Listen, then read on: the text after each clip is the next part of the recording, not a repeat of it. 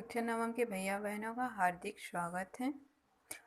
आज हम सामाजिक विज्ञान विषय के अंतर्गत भूगोल अध्याय 1 मानचित्रण और मानचित्र का अध्ययन के बारे में पढ़ेंगे। किसी भी मानचित्र में दिशा, पैमाना व संकेत महत्वपूर्ण होते हैं।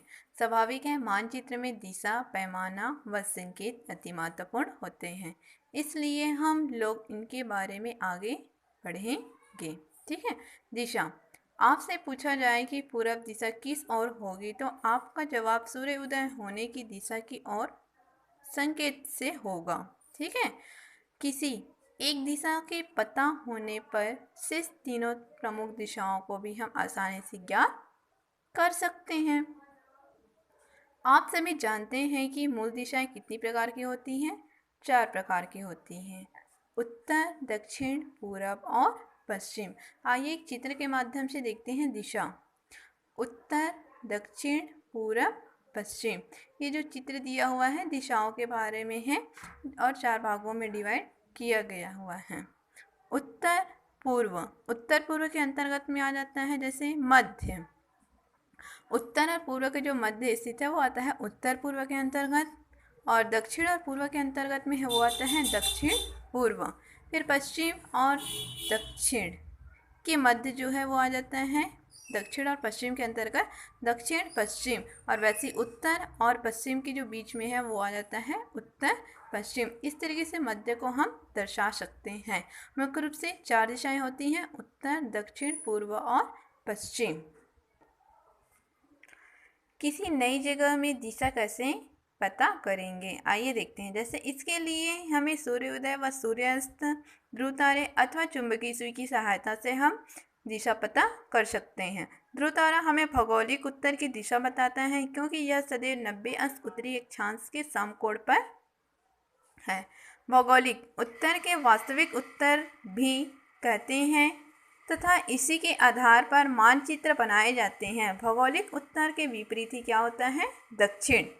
आगे चलते हैं। यहाँ पे भौगोलिक उत्तर के अलावा एक और उत्तर होता है जिसे हम चुंबकीय उत्तर कहते हैं। चुंबकीय सुई हमेशा चुंबकीय सुई जो है उत्तर की ओर इंगित करती है।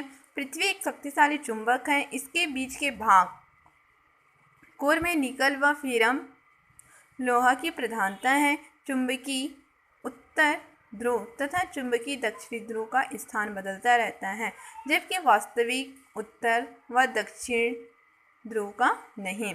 आइए हम नक्शे में दिशा पता कैसे करेंगे। यदि आप मानचित्र की तरफ मुंह करके खड़े होते हैं तो ऊपर की ओर उत्तर, नीचे की ओर दक्षिण, पूरब है वो दाईं ओर होती है और पश्चिम जो है वो बाईं ओर होती है।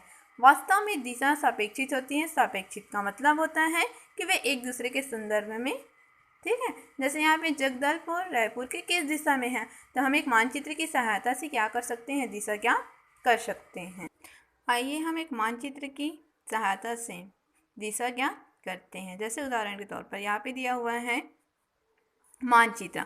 ये है भारत का राजनैतिक मानचित्र। राजनैतिक मानचित्र के अंतर्गत हमें दिशा कैसे ज्ञात करना है। तो यहाँ पे जैसे दिशा दिया है ऊपर की ओर होती है, ऊपर जो है उत्तर दिशा, नीचे है वो दक्षिण दिशा, और जो दाईं है वो पूर्व और बाईं है वो पश्चिम। इस तरीके से हम 4 भागों में दिशाओं को विभाजित कर सकते हैं।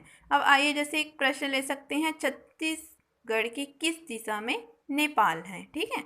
तो छत्तीसगढ़ की किस दिशा में नेपाल है, तो ये छत्तीसगढ़ है तो यहाँ पे हम लोग ढूंढेंगे नेपाल। जैसे यहाँ पे हैं तो छत्तीसगढ़ की कौन सी दिशा हुई? वो उत्तर दिशा। छत्तीसगढ़ की उत्तर दिशा की ओर नेपाल स्थित है।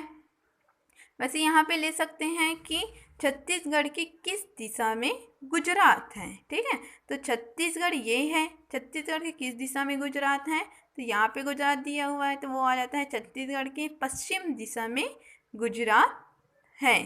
ठीक है। यहाँ पे उत्तराखंड, उत्तराखंड के अंतर्गत नेपाल किस दिशा में है, तो यहाँ पे हम लोग क्या करेंगे? उत्तराखंड को लेंगे। उत्तराखंड के अंतर्गत में क्या पूछा गया है? नेपाल पूछा गया है। तो नेपाल जो है उत्तराखंड की किस दिशा में नेपाल है, तो वो आ जाएगा पूर्व दिशा की ओर। तो इस तरीके से हम बहुत सारे प्रश्न बना सकते हैं जिसके अंतर्गत दिशा ज्ञात भी कर सकते हैं। जिस तरीके से 2-3 प्रश्न बताया गया है वैसे ही आप भी कम से कम 1-2 प्रश्न इन राज्यों के हिसाब से कौन सी दिशा में कौन से राज्य हैं ये आप बना सकते हो। आगे बढ़ते हैं पैमाना। ठीक है, पैमाना किसे कहते हैं? जैसे यहाँ पे आ जाता है, मानचित्र पृथ्वी के छोटे आकार में कागज पर प्रदर्शित करता है। मानचित्र पर दो स्थानों के बीच की वास्तविक दूरी बनी रहे, इसके लिए पैमाने का उपयोग किया जाता है। तो स्वाभाविक है, मानचित्र की जो वास्तविक दूरी, दो स्थानों की जो बीच की वास्तविक दूरी को ही हम क्या बोलते हैं? पैमाना कहते हैं।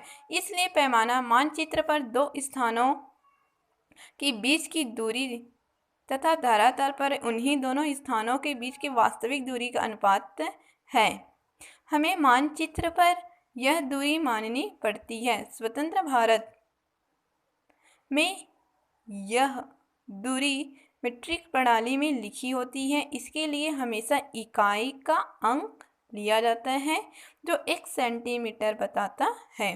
धरातल का वास्तविक दूरी को भी इसी प्रणाली में इस इकाई का समान लिया या लिखा जाता है। यहाँ पे दिया है पैमाना दो नक्शों में अलग अलग हो सकता है, किंतु एक ही मानचित्र में दो पैमाना नहीं हो सकते। आप अपने स्कूल का नक्शा बनाते समय